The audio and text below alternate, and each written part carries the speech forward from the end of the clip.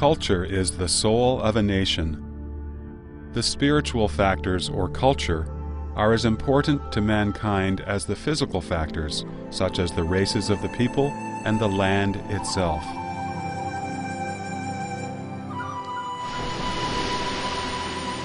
Cultural developments define the history of a nation's civilization. The complete destruction of a national culture leads to the end of the nation. Ancient nations who had created glorious civilizations were considered to have vanished when their cultures disappeared, even though the people of their races may have still survived.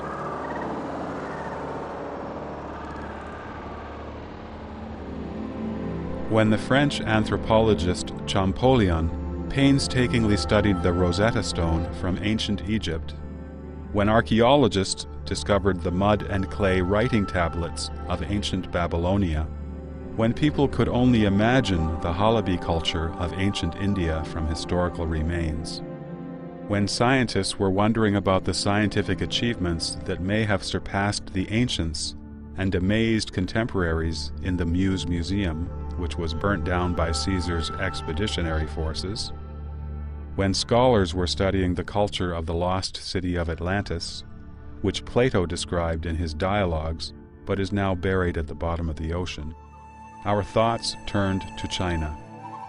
This land of China has created numerous magnificent splendors in philosophy, the arts, literature, and science.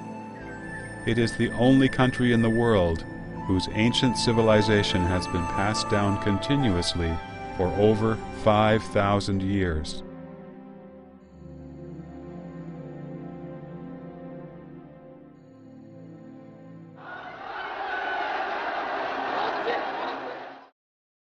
The destruction of its traditional culture is more than a tragedy, it is an unforgivable crime. 85 years ago, when the Chinese Communist Party was established, the crime began. The Communist Party has an intrinsic hostility towards Chinese traditional culture. It struggles against the Chinese culture with a life and death hysteria, insatiable anger, and violence. After the CCP came to power, its struggle against traditional culture became more sophisticated and systematic. Mao Zedong once said, fittingly, that he follows neither the Tao nor heaven.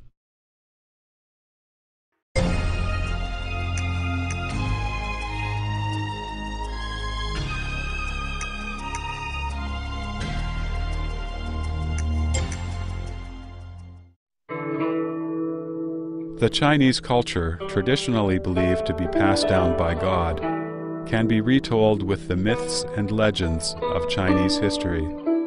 They include Pangu's creation of heaven and the earth, Nuwa's creation of humanity, Shennong's identification of hundreds of medicinal herbs, and Zongji's invention of Chinese characters. The Taoist wisdom of unity of heaven and humanity has thus coursed through the veins of Chinese culture. Emperor Wang, who was thought of as the founder of Chinese culture, was also credited with founding Taoism. Confucius said, "Great learning promotes the cultivation of virtue." Confucius opened a school to teach students more than 2,000 years ago and imparted to society the Confucian ideals represented by the 5 cardinal virtues: benevolence, righteousness, propriety, wisdom, and faithfulness. In the 1st century AD, Buddha Shakyamuni's teachings traveled east to China, with an emphasis on compassion and salvation of all beings. The Chinese culture became more wide-ranging and profound.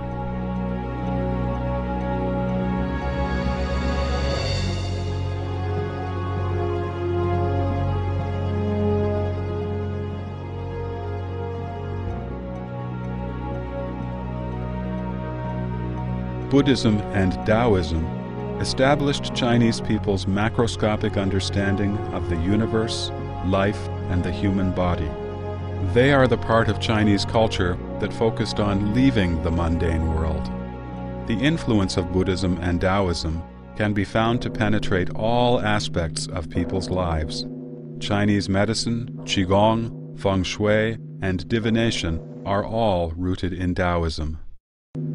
The well-known concepts of a heavenly kingdom and hell, the karmic rewards of good meeting with good and evil meeting with retribution, all of these came from Buddhism. Confucianism, on the other hand, is the part of traditional Chinese culture that focused on entering the mundane world. The profound influence of Taoism on Confucianism can be seen in such Confucian sayings as, "Aspire to the Tao, align with virtue, abide by benevolence, and immerse yourself in the arts." And, "If one hears the Tao in the morning, one can die without regret in the evening." Confucianism emphasized family-based ethics, in which filial piety, or the concept of loyalty to one's parents and family, played an extremely important role, teaching that all kindness starts with filial piety. Confucius advocated benevolence, righteousness, propriety, wisdom, and faithfulness, but also said, "Aren't filial piety and brotherly love the roots of benevolence?" Family-based ethics can be naturally extended to guide social morality. Filial piety can be extended to the people's loyalty to the monarch. Confucius said, "It is seldom that a person with filial piety and brotherly love will be inclined to offend those above. Brotherly love is the relationship among brothers, and it can be further extended to righteousness and justice among friends." Confucians teach that in a family, a father should be kind, a son filial, an older brother friendly, and a younger brother respectful. Here, fatherly kindness can be further extended to benevolence of the monarch toward his subordinates. As long as the traditions of a family can be maintained, social morality can naturally be sustained. As it is said, cultivate oneself, regulate one's family, rightly govern one's state, and make the whole kingdom tranquil and happy. The beliefs of Confucianism, Buddhism, and Taoism offered the Chinese people a very stable moral system. This ethical system provided a basis for sustainability, peace, and harmony in society. Take the 4 Chinese classics, the 4 most renowned novels in Chinese culture, as examples. The Journey to the West is a mythical tale about cultivation practice. A Dream of Red Mansions explains the concept of predestined relationship through a tragic love story. The 3rd book, Outlaws of the Marsh, opens with a tale of how an official accidentally set free 108 warrior spirits, who ended up becoming bandits who pillaged and plundered from the corrupt in society.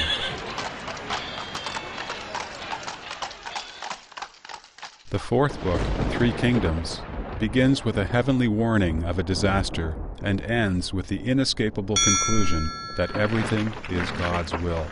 It states, "The world's affairs rush on like an endless stream. A heaven-told fate, infinite in reach, dooms all." The use of myths in these novels was not a coincidence, but a reflection of a basic philosophy of Chinese intellectuals toward nature and humanity. These novels have had a profound influence on the Chinese mind.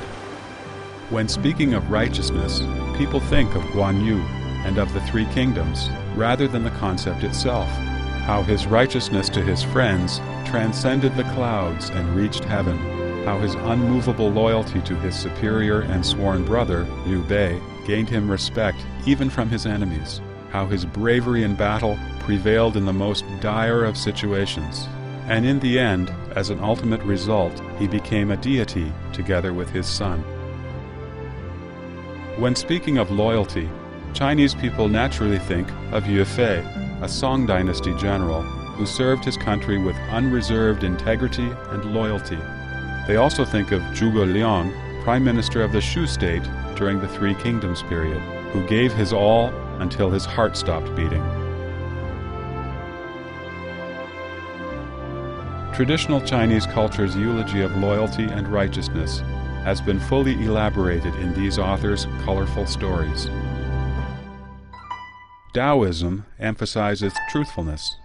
Buddhism emphasizes compassion, and Confucianism values loyalty, tolerance, benevolence, and righteousness. While their forms differ, their purposes are the same. They all inspire people to return to kindness. These are the most valuable aspects of traditional Chinese culture, and they are based upon the beliefs of Confucianism, Buddhism, and Taoism. Many Chinese people may be illiterate, but they are familiar with these traditional plays and operas. Such cultural forms have been important ways for the people to learn traditional morals. In Chinese history, traditional culture reached its peak during the prosperous Tang Dynasty, coinciding with the height of the Chinese nation's power. Science was also advanced and enjoyed a unique reputation among all nations. Scholars from Europe, the Middle East, and Japan came to study in Chang'an, the capital of the Tang Dynasty. Countries bordering China took China as their suzerain state. Tens of thousands of countries came to pay tribute to China, even though they might have to be translated multiple times and clear successive customs. After the Qin dynasty, China was often occupied by minority groups. This also happened during the Sui, Tang, Yuan, and Qing dynasties, and at other times when ethnic minorities established their own regimes. Nevertheless, almost all these ethnic groups were assimilated to the Chinese ways. This shows the great integrative power of Chinese traditional culture. As Confucius said, thus, if the people from afar are not compliant, bring them around by cultivating our culture and virtue. Then, the Communist Party came.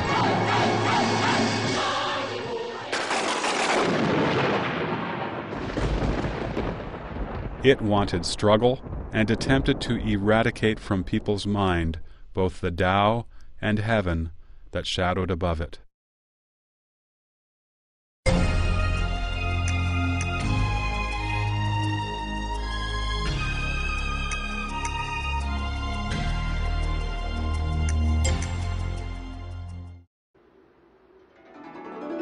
Traditional culture respects the mandate of heaven. As Confucius once said, life and death are predestined, and wealth and rank are determined by heaven. Both Buddhism and Taoism are forms of theism that also believe in the reincarnation cycle of life and death, and the karmic causality of good and evil. The Communist Party, however, believes in atheism. In translating the Communist Internationale anthem, the CCP put it this way: "There has never been a savior, and we do not rely on God either. To create human happiness, we rely entirely on ourselves." Confucianism values family, believing that all kindness starts with filial piety. The Communist Manifesto, however, clearly promulgates abolition of the family. Traditional culture differentiates the Chinese from the foreign, but the Communist Manifesto advocates the end of nationality. Confucian culture promotes kindness to others, but the Communist Party encourages class struggle. Confucians encourage loyalty to the monarch and love for the nation. However, the Communist Manifesto promotes the elimination of nations. Loyalty in traditional Chinese culture does not mean blind devotion. In the eyes of the people, although the emperor is a son of heaven, he still has heaven above him. The emperor cannot be correct at all times. The behavior of the emperor was judged by the Confucian classics. The dictatorial CCP could by no means accept traditional beliefs such as these.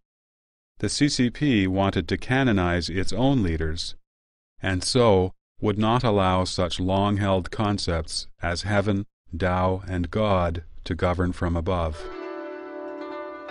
The CCP was aware that what it did was considered the most heinous and enormous crime against heaven and the Tao, if measured by the standards of traditional culture. They were aware that as long as the traditional culture existed, people would not praise the CCP as great, glorious, and correct. Scholars would continue their tradition, risking their lives to admonish the monarch, and maintaining justice even at the expense of their lives, and place the people above the rulers. Thus, the people would not become CCP puppets, and the CCP could not force conformity on the thoughts of the masses. The traditional culture's respect for heaven, the earth, and nature became an obstacle for the CCP's battle with nature in an effort to alter heaven and the earth. Traditional culture treasures human life, teaching that any situation involving human life has to be treated with the utmost care. Such a perception was a hindrance to the CCP's mass genocide and rule by terror. The traditional culture's ultimate moral standard of the heavenly Tao interfered with the CCP's manipulation of moral principles. The Communist Manifesto was not written with a purpose of opposing Chinese traditional culture.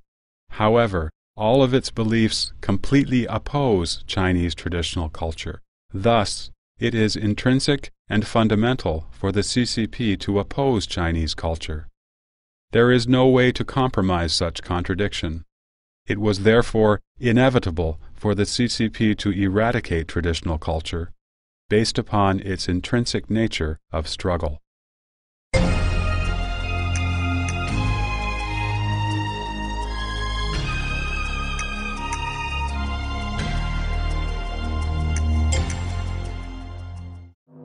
Since traditional culture is rooted in Confucianism, Buddhism, and Taoism, the CCP's first step in destroying traditional culture was to extinguish the manifestation of the divine principles in the human world, eradicating the three religions corresponding to them. Soon after the CCP established a government, it began to destroy temples, burn scriptures, and forced the Buddhist monks and nuns to return to secular life. Neither was it any softer in destroying other religious places. By the 1960s, there were hardly any religious places left in China. The Cultural Revolution brought even greater religious and cultural catastrophe in the campaign to cast away the four olds: old ideas, old culture, old customs, and old habits. For example, the first Buddhist temple in China was the White Horse Temple, built in the early Eastern Han Dynasty outside Luoyang City in Henan Province. It is honored as the cradle of Buddhism in China and also as the founder's home. During the campaign to cast away the four olds, the White Horse Temple, of course, could not escape looting. The following passage comes from the book How Many Cultural Relics Were Committed to Flames? The book says, "There was a village near the temple. The party branch secretary led peasants to smash the temple in the name of revolution. The over 1,000-year-old clay statues of the 18 Arhats, built in the Liao dynasty, were destroyed. The Bayeux scripture that an eminent Indian monk brought to China 2,000 years ago was burned. A rare treasure, the jade horse, was smashed to pieces." Several years later, Cambodian king in exile, Norodom Sihanouk, made a special request to pay homage to the White Horse Temple. Zhou Enlai, the Chinese premier at the time, hurriedly ordered that the Bayeux scripture, stored in the imperial palace in Beijing, and that the statues of the 18 Arhats from the Temple of Azure Clouds from Xiangshan Park near Beijing all be transported immediately to the White Horse Temple. With these bogus replacements, a diplomatic difficulty was solved. The Cultural Revolution began in May 1966. It was, in fact, revolutionizing Chinese culture in a destructive way. Starting in August 1966, the raging fire of the campaign to cast away the four olds burned the entire land of China.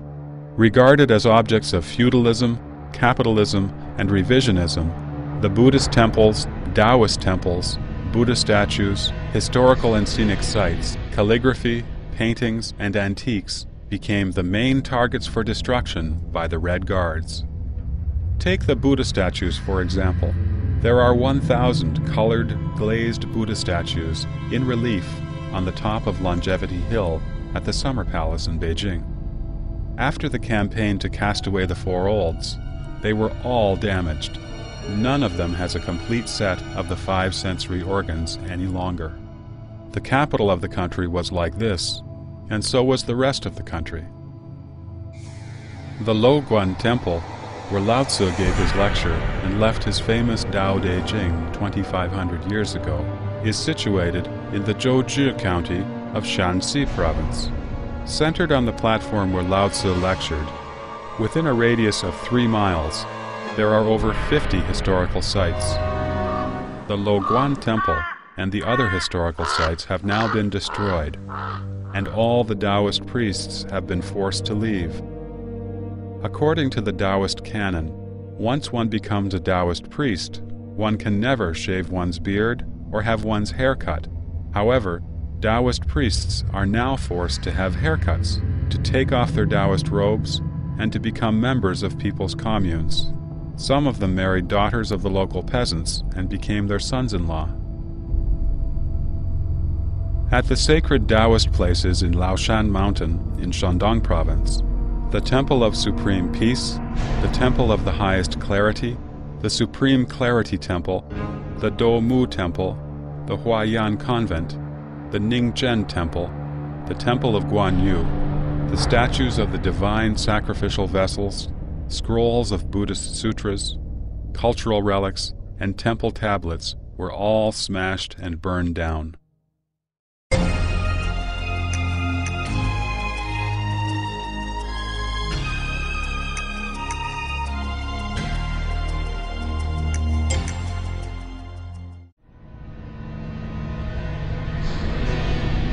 In the campaign to cast away the four olds, many one-of-a-kind books, calligraphies, and paintings that had been collected by intellectuals were committed to fire.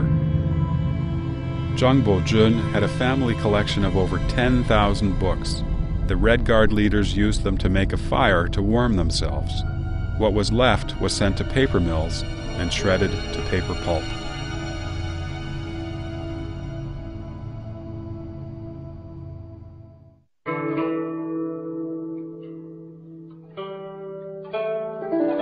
A poem by Meng Haoran from the Tang Dynasty goes, "While worldly matters come and go, ancient, modern, to and fro, rivers and mountains are changeless in their glory, and still to be witnessed from this trail." If today Chinese people were still to remember some of their history, they would probably feel differently when they recite this poem. Cultural relics, as the essence of Chinese culture, have been inherited and accumulated over several thousand years. Once destroyed, they cannot be restored.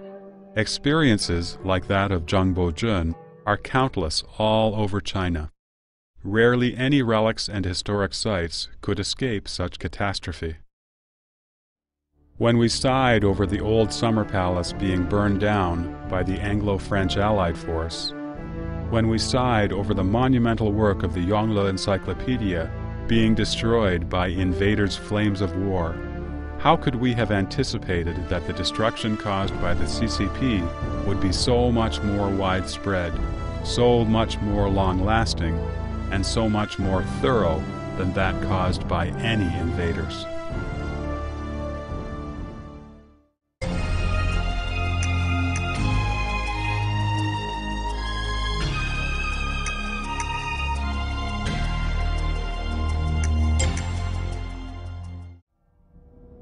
In the Mahayana Mahaparinirvana Sutra, said to be the last of Buddha Shakyamuni's Mahayana Sutras, he predicted that after his nirvana, demons would be reincarnated as monks and male and female lay Buddhists to subvert the Dharma.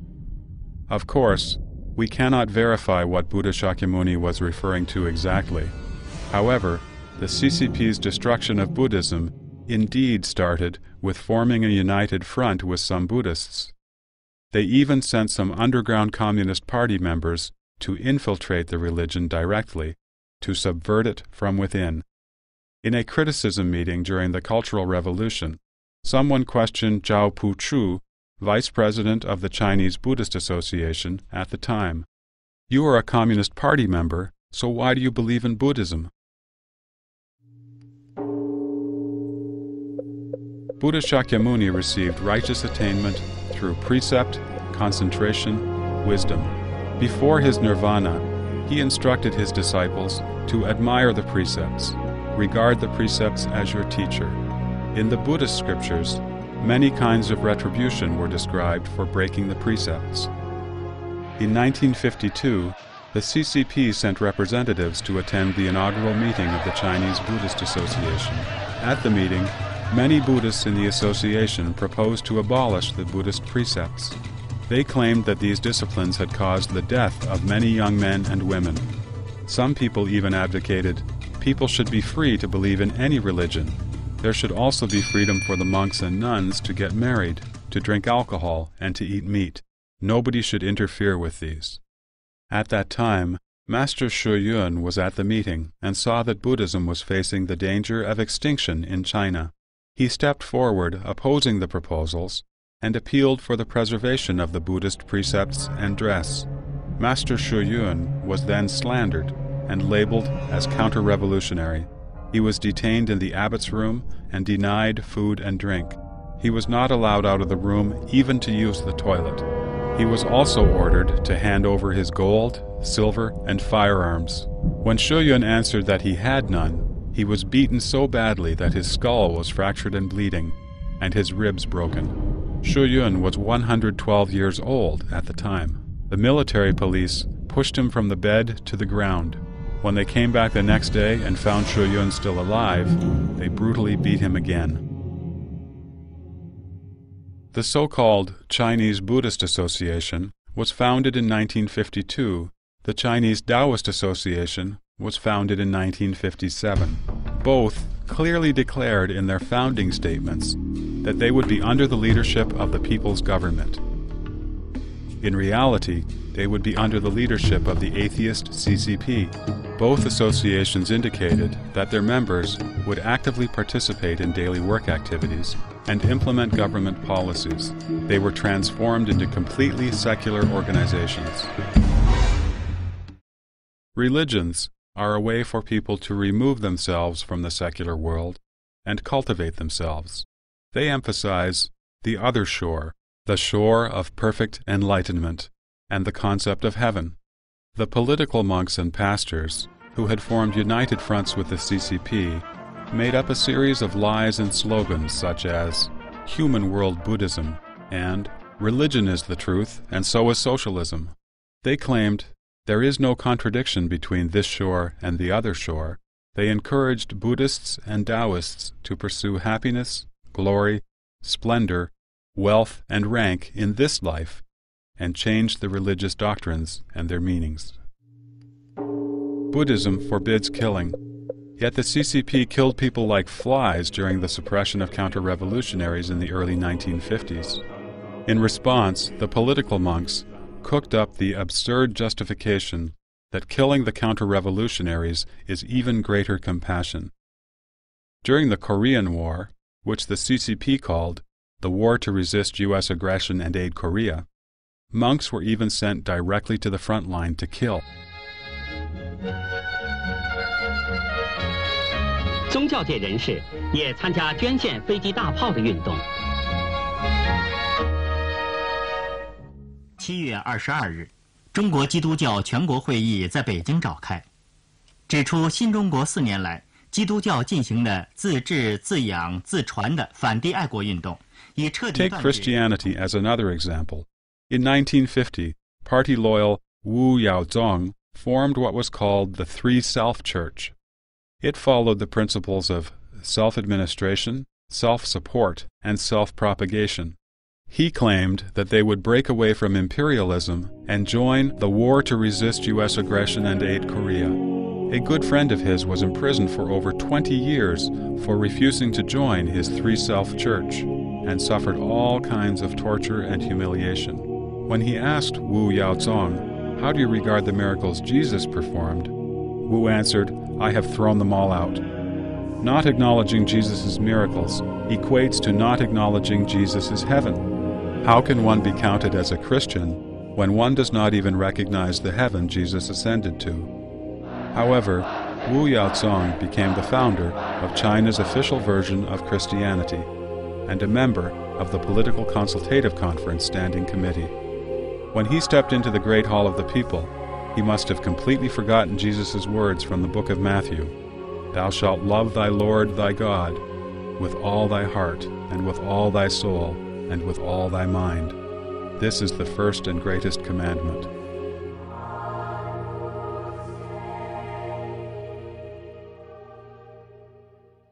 The CCP confiscated temple property, forced monks and nuns to study Marxism and Leninism, brainwashed them, and even forced them to hard labor. What is even more absurd is that the CCP encouraged monks and nuns to get married so as to disintegrate Buddhism. For example, just before the March 8 Women's Day in 1951, the Women's Federation in Changsha City, Hunan Province, ordered all nuns in the province to make up their minds to get married in just a few days. In addition, young and healthy monks were forced to join the army and were sent to the battlefield to serve as cannon fodder. Various religious groups in China have disintegrated under the CCP's violent suppression. The genuine elites of Buddhism and Taoism have been suppressed. Among the remaining monks and Taoists, many returned to secular life, and many others were undisclosed Communist Party members who specialized in putting on monk's robes, Taoist robes, or a pastor's long gown to distort the Buddhist scriptures, the Taoist canon, and the Holy Bible, and to look for justification for the CCP's political movements in these doctrines.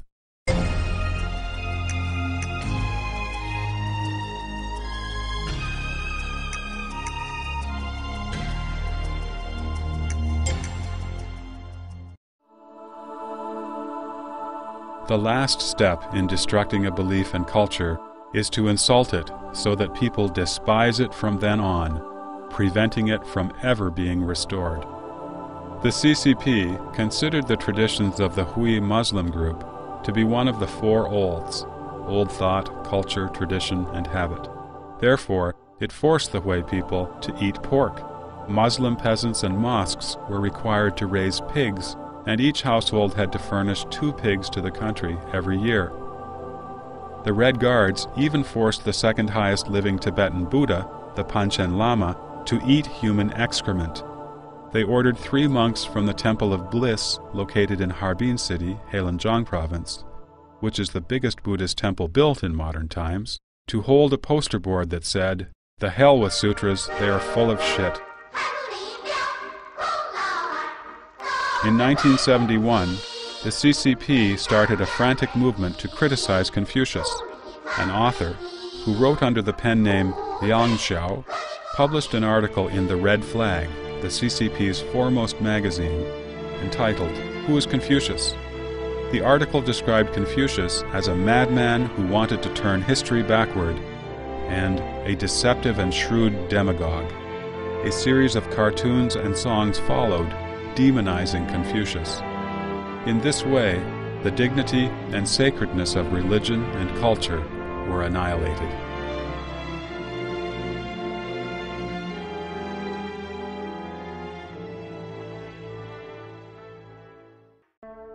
The characters of the written Chinese language embody the essence of 5,000 years of civilization. Each character's form and pronunciation, and the idioms and literary allusions composed of combinations of the characters, express profound cultural meanings. The CCP has not only simplified the Chinese characters, but also tried to replace them with Romanized pinyin, which would remove all cultural tradition from the Chinese characters and language. But the replacement plan failed, thus sparing further damage to the Chinese language. However, the intellectuals who inherited the same traditional culture were not so fortunate as to be spared destruction.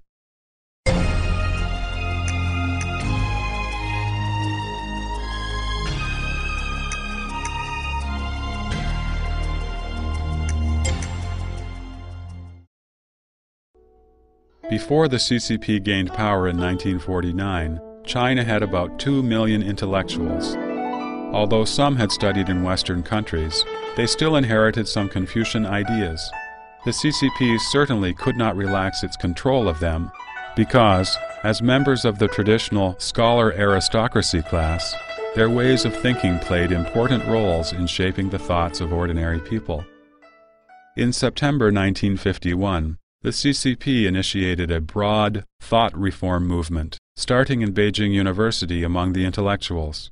The intellectuals were required to organize a movement to confess their history, including their thoughts, faithfully and honestly, in attempts to cleanse any counter-revolutionary elements. Mao Zedong never liked intellectuals. He said that they ought to be aware of the truth that actually many so-called intellectuals are, relatively speaking, quite ignorant, and that the workers and farmers sometimes know more than they do. Mao also said, compared with the workers and peasants, to the CCP, the intellectuals are dirty, and in the last analysis, the workers and peasants are the cleanest people, even though their hands are covered with dirt and their feet are smeared with cow dung. The CCP's persecution of intellectuals started with various forms of accusations, ranging from the 1951 criticism of Wu Shun, or running schools with begged money, to Mao Zedong's personal attack in 1955 on writer Hu Feng, a scholar and literary critic, as a counter-revolutionary. In the beginning, the intellectuals were not categorized as a reactionary class, but by 1957, after several major religious groups had surrendered through the Unified Front movement, the CCP could focus its energy on the intellectuals now. The anti-rightist movement, then, was launched.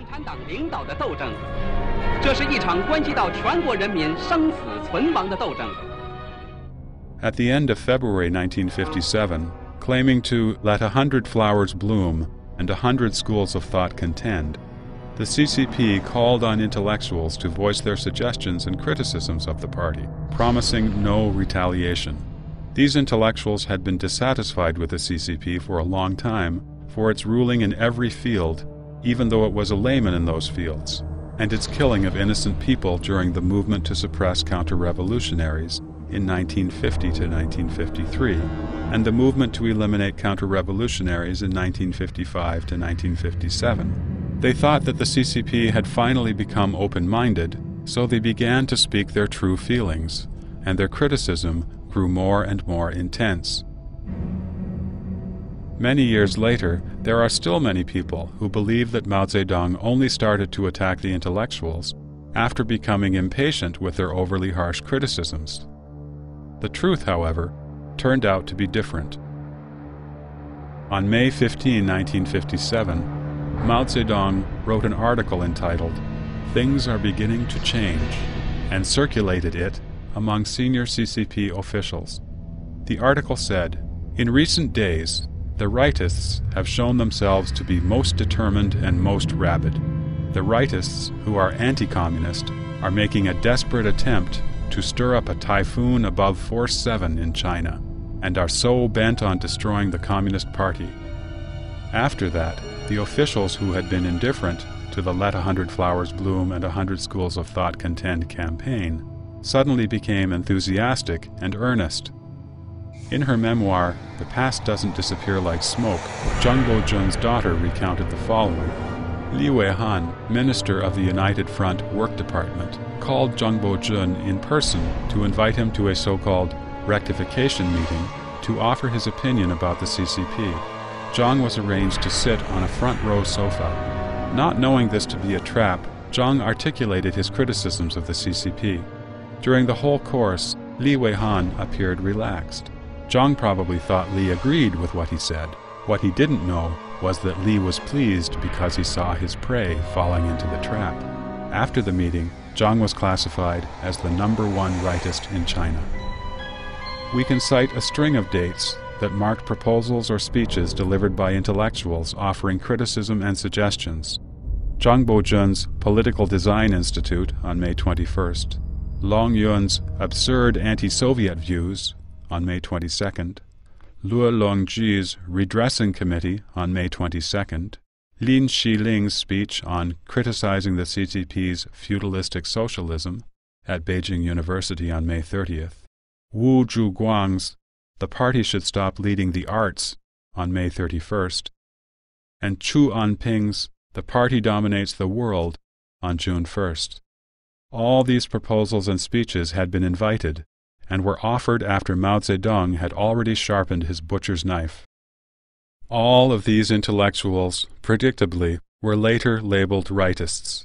There were more than 550,000 of them nationwide.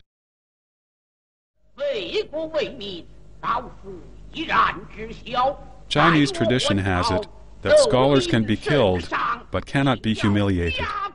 The CCP, however, was capable of humiliating intellectuals, depriving their right to make a living, and even incriminating their families unless they accepted humiliation. Many intellectuals did surrender. During the course, some of them turned in others to save themselves, which broke many people's hearts. Those who did not submit to humiliation were killed, serving as examples to terrorize the others. Thus, the intellectuals, the traditional scholarly class, the exemplars of social morality, were obliterated. Mao Zedong said, "What can Emperor Qin Shi Huang brag about? He only killed 460 Confucian scholars, but we killed 46,000 intellectuals.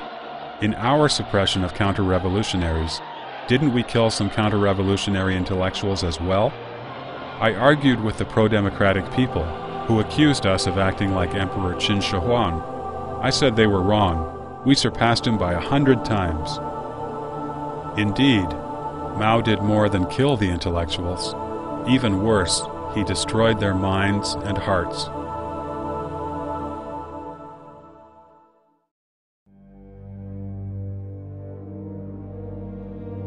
While the CCP was destroying the traditional semi-divine culture of China, it quietly established its own party culture through continuous political movements.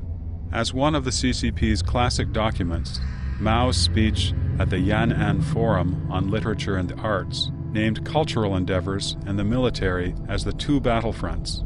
It stated that it was not enough to have just the armed military, an army of literary arts was also needed. It stipulated that the literary arts should serve politics, and the literary arts of the proletariat class are the gears and screws of the revolutionary machine. A complete system of party culture was developed out of this, with supporting the CCP the ultimate goal, and with atheism and class struggle at the core. This system goes completely against traditional culture and penetrates every aspect of people's life. It formed an environment of terror and despotism for the party, so that the possessing evil specter could control people even more tightly.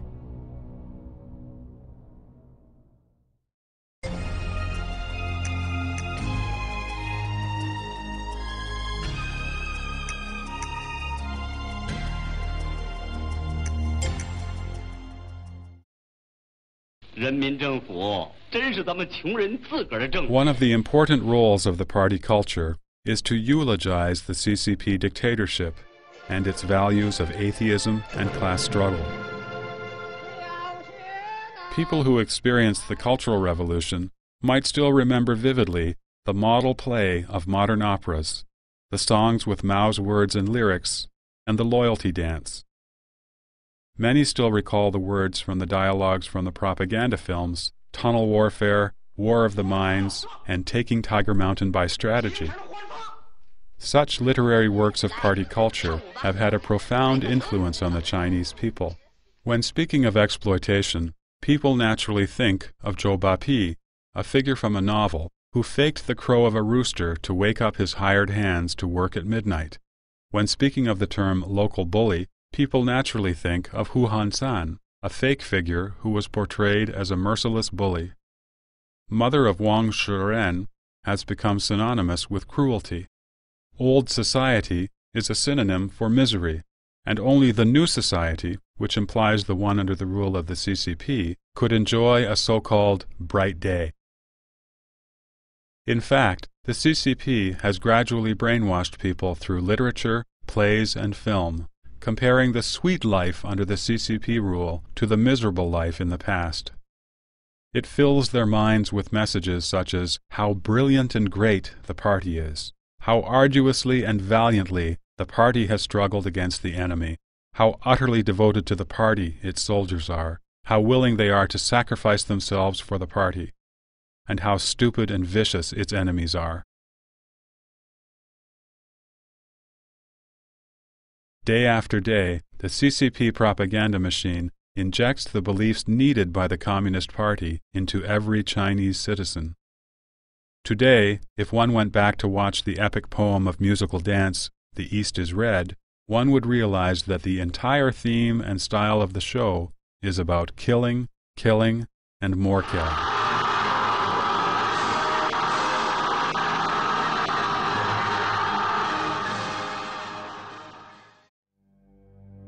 One step beyond the truth is fallacy.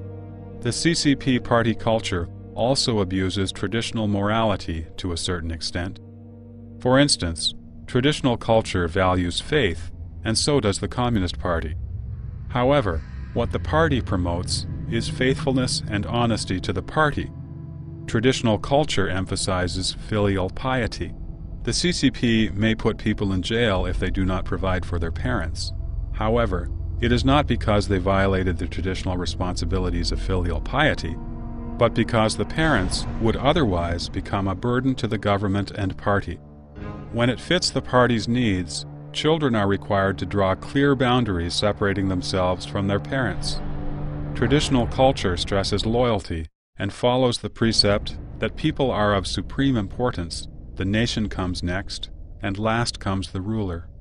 However, the loyalty preferred by the CCP is blind devotion, so completely blind that people are required to believe in the CCP unconditionally and obey it unquestioningly.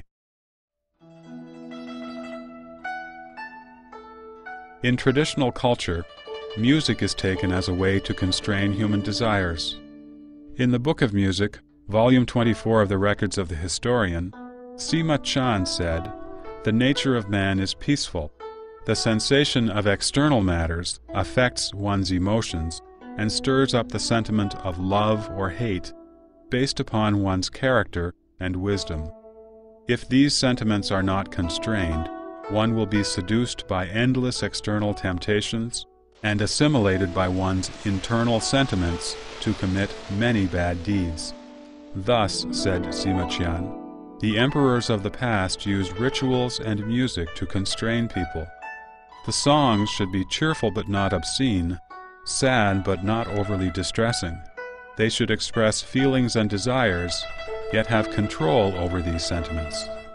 Confucius said in the Analects, "The 300 verses of the Odes may be summed up in a single sentence: think no evil." Such a beautiful thing as music, however, was used by the CCP as a method to brainwash the people. Songs like "Socialism is Good" and "There Would Be No New China Without the Communist Party," and many others, have been sung from kindergarten to university. In singing these songs, people have unconsciously accepted the meanings of the lyrics.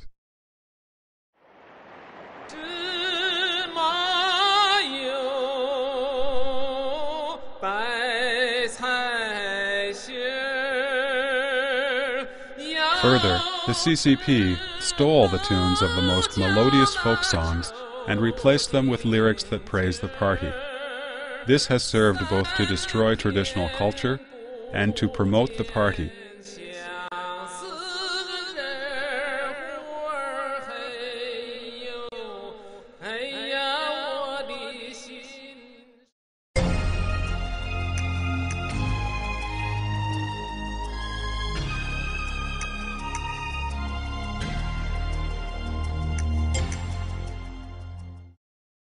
The history commonly told by the CCP is very misleading. It not only promotes the CCP, but also distorts history. For example, the CCP called the civil war that overthrew the nationalist government the the Liberation War. It referred to the post-1949 period as the period following the founding of the nation, when in reality, China existed long before that. The CCP simply established a new political regime. The 3-year-long Great Famine was called 3 years of natural disaster, when in fact it was not at all a natural disaster, but rather a completely man-made calamity. However, upon hearing these words used in everyday life and being imperceptibly influenced by them, people unconsciously accepted the ideologies that the CCP intended to instill in them. The CCP also abused religious vocabulary and distorted the meanings of those terms.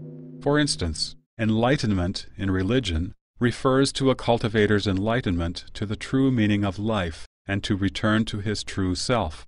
However, the CCP changed it to mean the extent of understanding of the party and its rules and policies.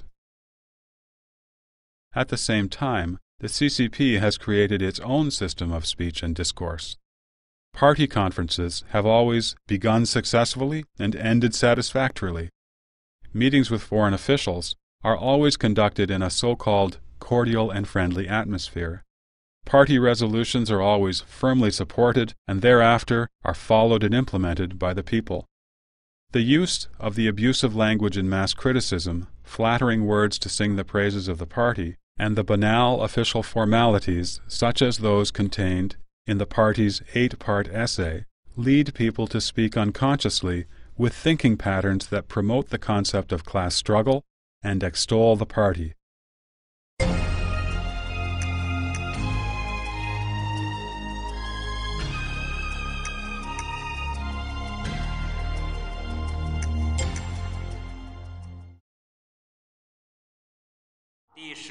The mechanism of the party's domination is similar to a hydraulic system, relying on high pressure and isolation to maintain its state of control. Even one tiny leak could cause the system to collapse.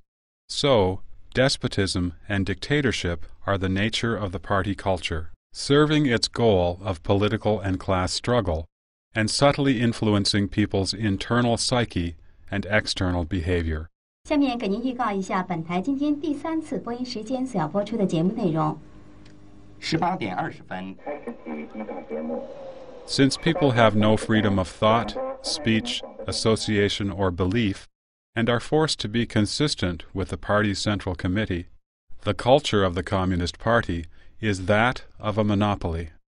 For the past 55 years, the CCP has been using terror to suppress the minds of Chinese people. Wielding their whips and butcher's knives to force people to conform, people never know when unforeseen disasters will befall them. Living in fear, the people became obedient. The CCP control of society is all-encompassing. There is a household registration system, a neighborhood residence committee system, and various levels of party committee structure. Party branches are established at even the grassroots level. Each and every single village, for instance, has its own party branch. The CCP completely neglected the principles of rule by law in modern society and vigorously promoted the policy of implication. It used its absolute power to punish relatives of those who were labeled as landlords, rich, reactionaries, bad elements, and rightists. It proposed the class origin theory that one's nature was determined by the class into which one was born. Today, if a Falun Gong practitioner appeals, his family members, his fellow employees, and leaders of the company where he works, and even leaders in the province and city where he resides, are implicated. The CCP also issued various discriminatory policies, whereby even children were singled out as being potentially re-educated and transformed, while their parents might have been classified as among the 5 black classes. The party promoted placing righteousness above family loyalty and turning one's weapon around to strike against one's own side in order to comply with the party. Systems such as the Personnel and Organizational Archive System and the Temporary Relocation System were established to ensure the implementation of the party's policies. people were encouraged to accuse and expose others and rewarded for contributions to the party. In addition, the party culture with respect to propaganda includes many forms, such as the culture of one voice. This requires all media to join together to sing the praises and collectively speak in support of the party on major issues. When needed, leaders from every level of the party, government, military, workers, youth leagues, and women's organizations, are brought out to express their support. Everyone has to go through the ordeal. Other forms include a culture to promote violence, a culture to incite hatred, a culture of deception and lies, a culture of brainwashing, a culture of adulation, a culture of pretentiousness, and a culture that confounds right and wrong. This way, the CCP established a culture that transforms human beings into machines. The party wants the people to be the never-rusting bolts in the revolutionary machine, to be tamed as the tools of the party. The people also formed a culture of self-imposed brainwashing and unconditional obedience. These were reinforced by slogans such as, "Fight ruthlessly to eradicate any selfish thoughts that flash through your mind," and "Erupt a revolution in the depths of your soul." Another, "Maintain maximum alignment with the party's central committee. Unify the minds, unify the footsteps, unify the orders, and unify the commands." The evil factors of human nature, such as selfishness, jealousy, harming others, or even adding insult to injury, were further amplified by the party. There are many more examples like these. Everyone from mainland China can find various elements of party culture in his own personal experience. The CCP thus formed a social and cultural environment suitable for the survival of its possessing evil specter.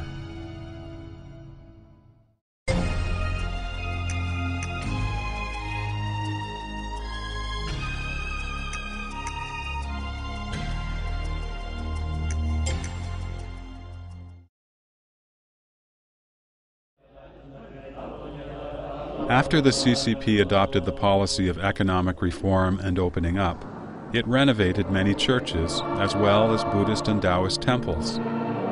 It organized temple fairs, built up various folk customs, and established national cultural villages in China. It also organized major cultural fairs and exhibitions of archaeological relics overseas.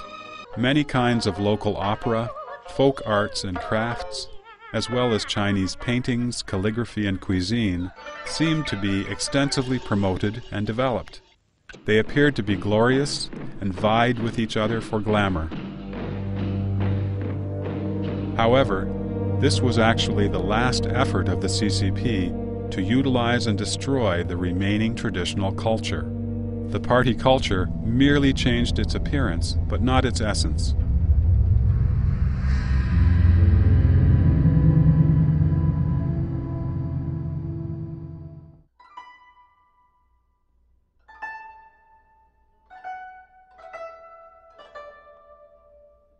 Chinese culture has a divine meaning in it. For instance, the science in ancient China directly studied things like the human body, life, and the universe. Take Chinese medicine as an example. As documented in medical texts, most of the great physicians had supernatural abilities. When Dr. Bian Che met Cai Huanggong, he knew what illness he had just by looking at his complexion. When Dr. Hua Tuo met Emperor Cao Cao, he knew right away that Cao Cao had a tumor in his brain. Yet these things, the essence, are often denounced these days and are now said to be blind beliefs or superstition. What Chinese medicine has inherited today are only prescriptions or experiences gained from trial and error. Chinese medical physicians have to learn Western medicine in their classes on fundamentals. Diagnosis and treatment depend on measuring blood pressure and taking X-rays, not on the traditional means. The essence of culture is its inner moral meaning, while the superficial forms have only entertainment value.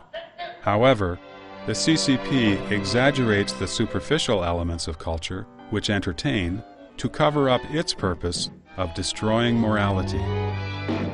The more terracotta soldiers and horses exhibitions, the more calligraphy and painting exhibitions, and the more antique exhibitions that the CCP organizes, the more cultural festivals, arts festivals, or food festivals that the CCP hosts, the more deceptive the CCP is. It leads people astray from understanding true traditional culture. The party culture of the CCP has indeed done well in helping the CCP to win power and control over society. Like its army, prisons, and police force, the party culture is also a machine of violence, which provides a different kind of brutality, cultural brutality. This cultural brutality, by destroying 5,000 years of traditional culture, has diminished the will of the people and undermined the cohesiveness of the Chinese nationality. At the same time, the destruction of the traditional culture has brought unexpected physical damage. Traditional culture values the unity of heaven and humanity and the harmonious coexistence between man and nature. The CCP has declared endless joy from fighting with heaven and earth. This culture of the CCP led directly to the serious degradation of the natural environment that plagues China today. The Chinese people, having abandoned the traditional value that a nobleman treasures wealth, but he makes his fortune in a decent way, have wantonly ravaged and polluted the natural environment. Currently, more than 75% of the 30,000 miles of China's rivers are unsuitable as a habitat for fish. Over 1/3 of the groundwater was polluted even a decade ago, and the situation continues to worsen today. A spectacle of a strange kind occurred in the Huaihue River. A little child playing in the oil-filled river created a spark that, upon striking the surface of the river, lit a flame almost 20 feet high. As the fire surged into the air, more than 10 willow trees in the vicinity were burnt to a crisp. One can easily see that it is impossible for those who drink such water not to develop cancer or other strange diseases. Other environmental problems, such as desertification and salinization in northwest China, and industrial pollution in developed regions, are all related to society's loss of respect for nature. Traditional culture respects life. The CCP urges that revolt is justifiable and that struggle with human beings is full of joy. In the name of revolution, the party could murder and starve to death tens of millions of people. This has led people to devalue life, which then encourages the proliferation of fake and poisonous products in the marketplace. In Fuyang City of Anhui Province, for example, many healthy babies developed short limbs, thin and weak bodies, and enlarged heads during their lactation period. The disease was caused by poisonous milk powder made by black-hearted and greedy manufacturers. 据统计，有13名儿童由于营养不良并发症死亡。 For food, some people feed crabs, snakes, and turtles with hormones and antibiotics. They mix industrial alcohol with drinking wine. They polish rice using industrial oil and whiten bread flour with industrial brightening agents. For 8 years, a manufacturer in Henan Province produced thousands of tons of cooking oil every month using materials containing carcinogens, such as waste oil, oil extracted from leftover meals, or industrial byproducts that contained residual oils. Producing poisonous foods is not a local or limited phenomenon, but is common all over China.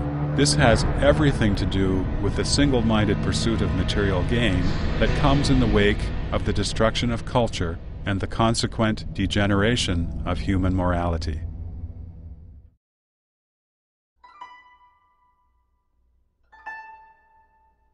Unlike the absolute monopoly and exclusivity of the party culture, the traditional culture has a tremendous integrative capacity. During the prosperous Tang Dynasty, Buddhist teachings Christianity, and other Western religions coexisted harmoniously with Taoist and Confucian thought. Authentic Chinese traditional culture would have kept an open and tolerant attitude toward modern Western civilization. What are known as the Four Tigers of Asia, Singapore, Taiwan, South Korea, and Hong Kong, have created a new Confucian cultural identity. Their soaring economies have proven that traditional culture is not a hindrance to social development. At the same time, authentic traditional culture measures the quality of human life on the basis of happiness from within rather than material comfort from without. A famous poet in China's history, Han Yu, said, "I would rather have no one blame me behind my back than have someone praise me to my face. I would rather have peace in mind than have comfort in body." Dao Yuanming, another great poet, lived in poverty, but he kept a joyful spirit and, in his own words, enjoyed picking asters beneath the eastern fence and gazing upon the southern mountain in the distance.